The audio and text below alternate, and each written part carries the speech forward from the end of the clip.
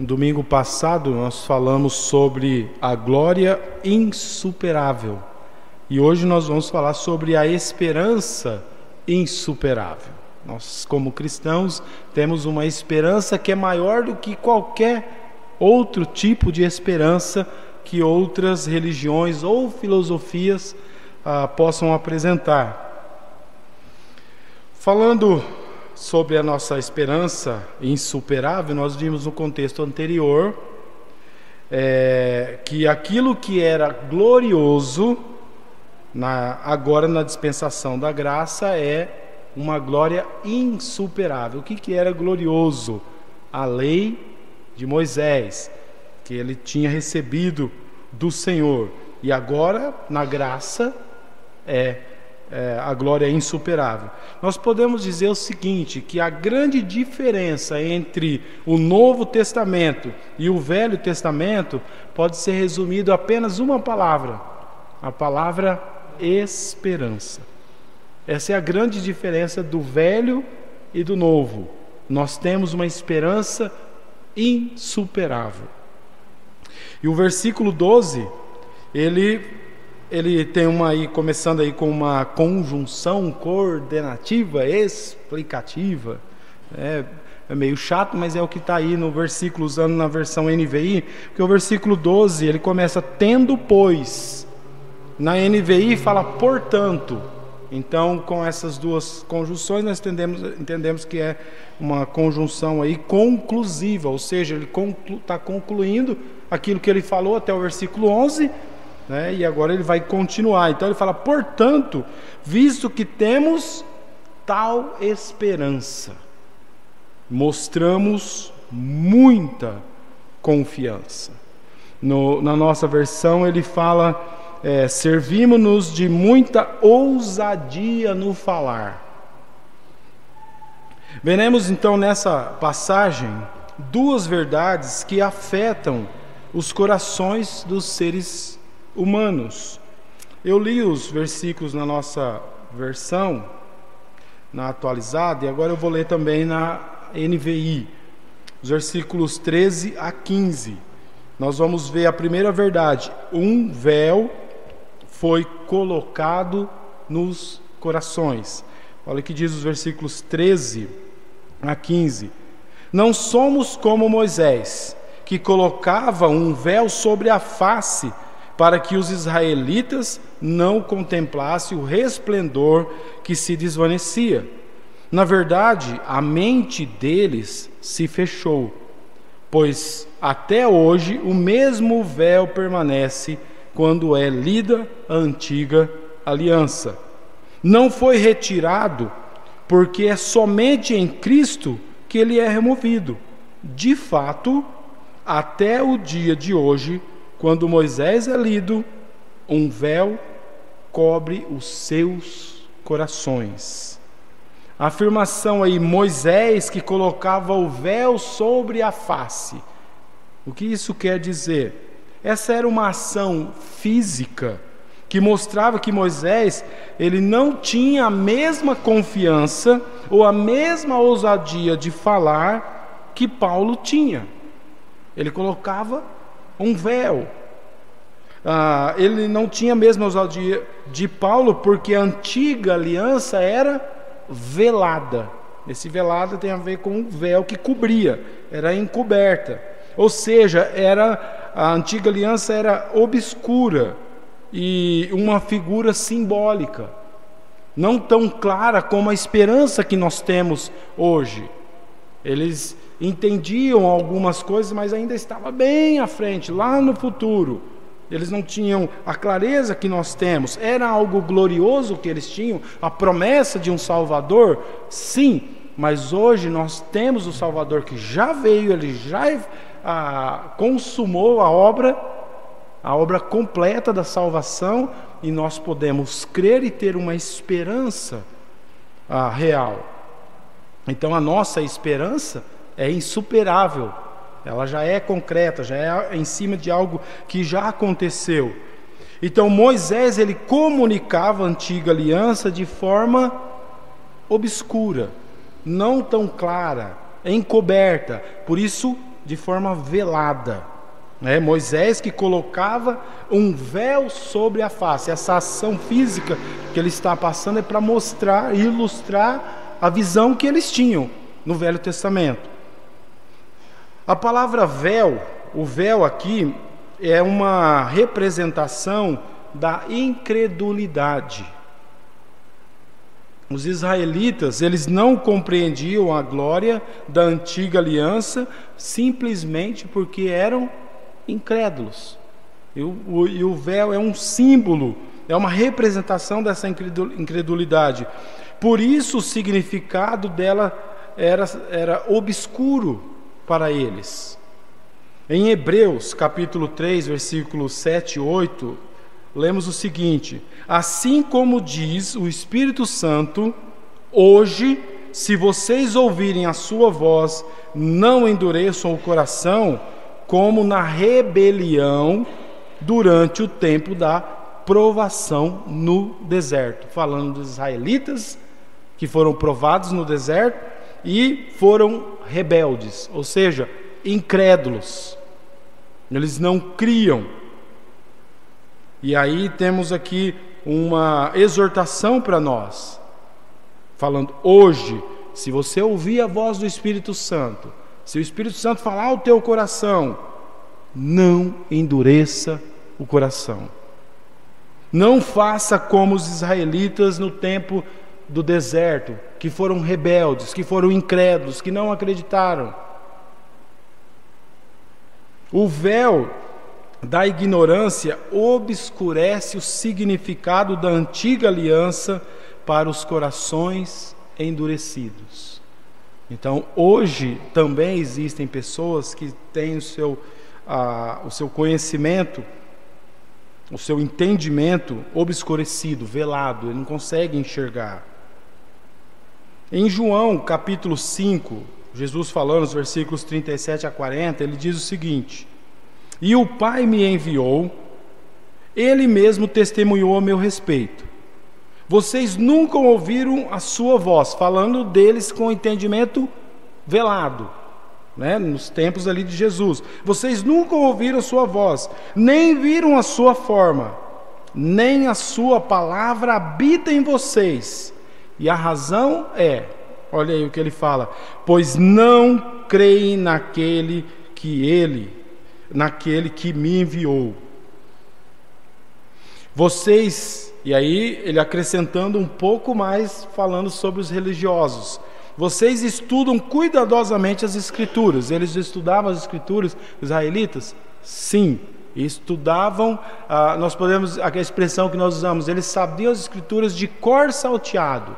Eles memorizavam mesmo as Escrituras, eles conheciam muito bem. Por isso que Jesus falou: vocês estudam cuidadosamente as Escrituras, porque pensam que nelas vocês têm a vida eterna. Motivo porque estudavam e se dedicavam para conhecer as Escrituras é porque achavam que isso ia ajudar a terem a vida eterna. Olha o que ele, completando o seu raciocínio, Jesus disse: e são as Escrituras que testemunham a meu respeito. Contudo, vocês não querem vir a mim para terem a vida eterna. Eram religiosos que conheciam muito bem as Escrituras, e no caso não era o Novo Testamento, era só o Velho Testamento que eles conheciam, mas o Velho Testamento desde Gênesis até Moisés e seguindo, fala de Jesus, falava do Messias, o prometido que viria para salvá-los.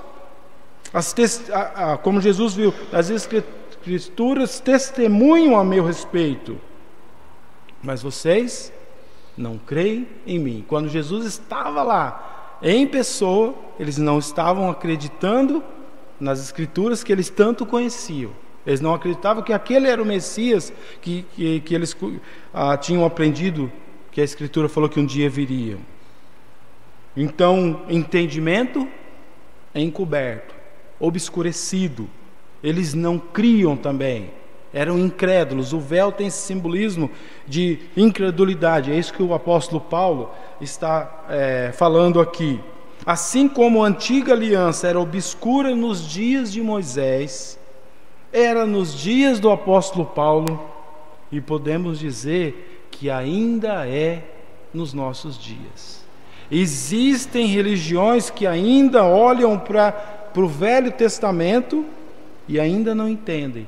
Existem religiões que estudam cuidadosamente as Escrituras, estudam muito bem as leis de Moisés, inclusive guardam as leis de Moisés e procuram seguir todos os seus passos, mas ainda não entendem o propósito da lei.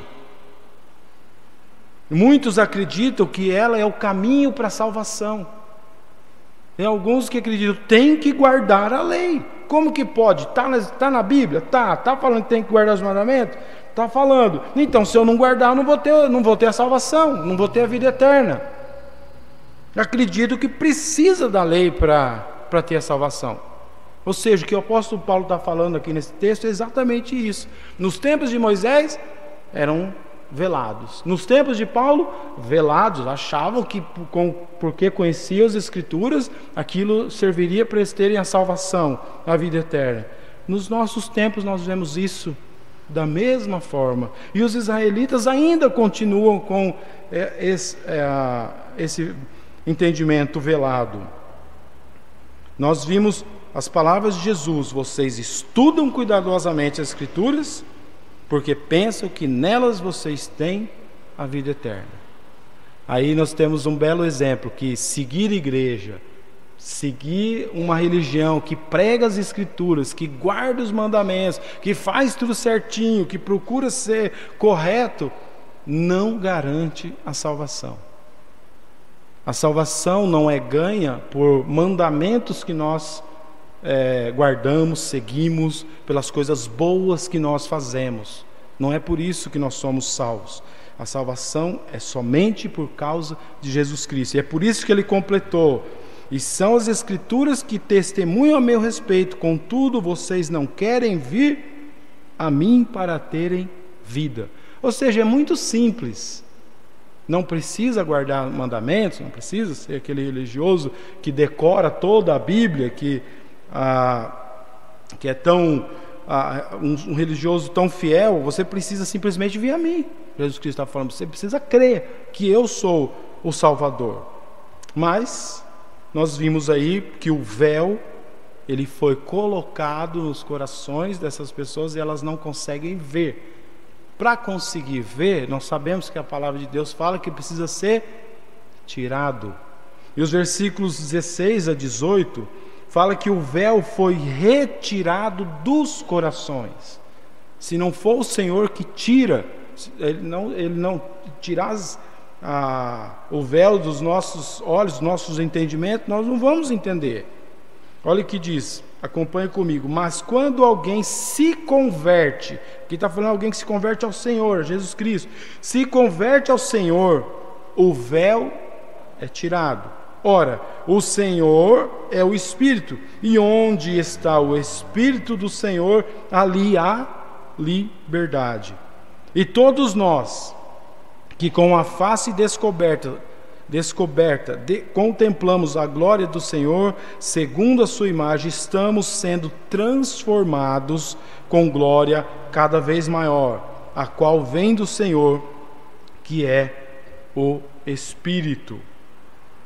Então Paulo disse que as pessoas que continuavam confiando na lei de Moisés ainda tinham um véu que escondia a verdade sobre Cristo.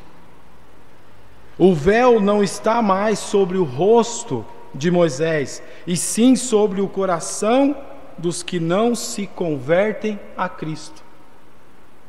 Essa figura simbólica ali, essa ação física, ele falar de Moisés, falando do véu que estava velando, né, o rosto de Moisés, é para mostrar que hoje existem pessoas também que têm o véu sobre os corações. A verdadeira liberdade está no Espírito do Senhor. Nós temos um versículo que ficou muito famoso ultimamente: conhecereis é a verdade, né, e ela vos libertará. A verdadeira liberdade está no Espírito do Senhor. Paulo disse que a liberdade está no Espírito de Deus, mas muitas pessoas procuram liberdade em outros lugares. Até rejeitam a palavra do Senhor, rebelando-se contra a autoridade dele para cumprir ou para fazer a sua própria vontade. Vão contra os mandamentos do Senhor para cumprir seus próprios desejos. Tal libertinagem resulta na escravidão espiritual da pessoa. 2 Pedro, capítulo 2, versículos 8 a 20, fala a respeito disso. A pessoa querendo fazer a sua própria vontade, querendo a sua própria liberdade, ela acaba se tornando escrava do pecado. Agora, pelo Espírito, nós somos transformados na imagem do Senhor. A imagem de Deus, Deus criou o homem à imagem dele. Gênesis capítulo 1, versículos 26 e 27. Então nós fomos criados à imagem de Deus. É uma imagem perfeita. Mas infelizmente nós vimos que nesse mesmo livro o homem manchou a imagem com o pecado. Jesus nos mostrou a imagem do Pai. Capítulo 4, 2 Coríntios, veremos isso. Colossenses capítulo 1 fala a respeito disso. Nós somos refeitos à imagem de Cristo. Olha o que diz 2 Coríntios 3, o versículo 18. E todos nós, que com a face descoberta contemplamos a glória do Senhor, segundo a sua imagem, estamos sendo transformados com a glória cada vez maior, a qual vem do Senhor, que é o Espírito. Nós somos refeitos à imagem de Cristo. Fomos criados à imagem e semelhança de Deus. Por causa do pecado, essa imagem foi manchada. Por causa de Cristo, a imagem foi refeita. É interessante observar nesse ponto aqui, falando a respeito do o Senhor é o Espírito, com relação à divindade do Espírito Santo.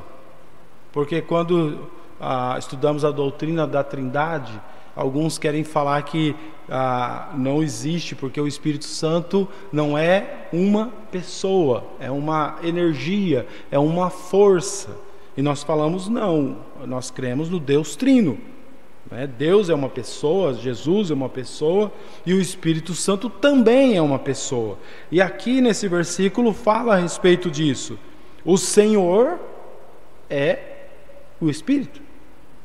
Pelo Senhor, o Espírito. E fala da ação do Espírito de nos transformar. Uma pessoa que age, que faz, que tem vontade. Mas sabemos que existem pessoas que negam a personalidade e a divindade do Espírito Santo. Podemos chegar à seguinte conclusão com essas duas verdades: o véu que foi colocado nos corações e o véu que foi tirado por causa de Jesus Cristo. Isso significa que nós temos esperança, que a nossa esperança ela é insuperável por causa da obra de Jesus Cristo na cruz. Temos motivo para falar ousadamente sobre Jesus Cristo, como o apóstolo Paulo falou. Moisés, ele tinha um entendimento velado, mas nós não. Nós podemos falar com ousadia, porque nós conhecemos a verdade. Nós somos libertos, nós entendemos qual é a verdade. Então podemos falar sem medo. Fazendo a comparação que o apóstolo Paulo fez aqui com o Velho Testamento e o Novo, aquela comparação que eu fiz na mensagem anterior sobre a lua e o sol. A antiga aliança seria como a luz da lua. É gloriosa, é bonita, é real, sim. Mas a nova aliança, que nós temos por causa de Jesus Cristo, seria como a luz do sol. Ela é insuperável. A glória que nós temos em Cristo é insuperável. A esperança que nós temos em Cristo também é insuperável. A grande diferença entre o Evangelho de Cristo e muitas religiões e filosofias é a esperança. A esperança que nós temos como cristãos é muito diferente dessas outras religiões, porque muitas religiões oferecem a esperança de voltar pela reencarnação para viver de novo. Você teve uma vida ruim, teve alguns problemas aqui, teve problema de saúde, mas um dia você vai voltar, vai ter uma nova vida através da reencarnação. Talvez você vai voltar na vida de uma outra pessoa. Talvez vai ser uma vida mais sofrida, porque no passado você foi um carrasco e agora você está passando por isso, tem essa vida mais sofrida, para poder ir melhorando aos poucos. Talvez você vai voltar numa vaca, talvez você vai voltar numa mosca. E aí a gente fala, será que tem gente que acredita nisso? Acredita. O pastor Marcos falou que uma vez estava almoçando com os parentes dele e tinha umas moscas, alguma coisa, e ele foi lá, e eles têm uma habilidade para pegar moscas, né? O pastor Marcos e Dona Karen, eles estão assim, né? Assim, pá, e mata, que passou perto, morre. E aí ele fez, e pá, e a tia dele falou, já pensou se fosse sua tia? Né? Então, há pessoas que acreditam mesmo que há a possibilidade dessa reencarnação e voltar em alguns seres. Essa é uma esperança, né? Convenhamos, muito fraquinha, né? Não tem nada a ver com a esperança que nós temos, que é a vida eterna com o nosso Deus. Outras religiões oferecem a esperança de perder a identidade em algum tipo de consciência universal. A pessoa morre, vira alguma coisa aí, uma estrela, viram alguma coisa aí no universo e perde a consciência, acabou, resolveu todos os problemas, não tem mais dor, não tem sentimento e acabou tudo. Várias filosofias oferecem a esperança de morrer e cessar de existir. Que esperança que é essa? Morreu, acabou. É como um animal. Quando morrer, acabou. Descansou, não tem mais nenhum tipo de problema. Então, é uma esperança muito sem sentido. Mas Jesus oferece a esperança da vida eterna. É por isso que nós falamos que a nossa esperança, ela é insuperável. A palavra esperança na Bíblia quer dizer certeza. Nós temos uma certeza de que vamos ter a vida eterna. Infelizmente, quando eu falo grupos religiosos, existem alguns, inclusive até evangélicos, que não têm essa esperança. Se você perguntar para alguns evangélicos, você tem certeza que se você morrer hoje você vai para o céu? Não sei, vai saber se eu fiz alguma coisa aí que eu não confessei. Eles não têm certeza, não tem esperança, porque a esperança é a certeza de vida eterna. Então, quando nós falamos de esperança, nós reduzimos aí o grupo para um grupo bem menor, aqueles que de fato creem em Jesus Cristo e têm certeza que quando morrer vão para o céu. Então existem muitas religiões, inclusive cristãos que se dizem cristãos, que nem têm certeza se vão para o céu ou não. Pedro entendeu este fato quando disse, eu quero concluir com esse versículo: Senhor, para quem iremos? Tu tens as palavras da vida eterna. Jesus Cristo é a nossa esperança insuperável, porque por meio dele nós temos a vida eterna.